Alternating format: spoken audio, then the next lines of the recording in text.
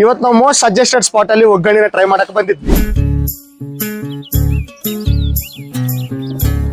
Video ನೋಡೋರು ನಮಸ್ಕಾರ, ನಾನು ನಿಮ್ಮ NBR. ನಮ್ಮ ಹೋಟೆಲ್ ಸ್ಟಾರ್ಟ್ ಮಾಡಿ ಈಗ ಇಲ್ಲಿಗೆ ಒಂದು 12 ವರ್ಷ ಆಯ್ತು. ಈ ಹೋಟೆಲ್ ಚಾಲು ಆಗೋಯ್ತು. ಒಂದೇ ರೀತಿ ಬರೇ ಹೊರತೀವಿ ನಾವು.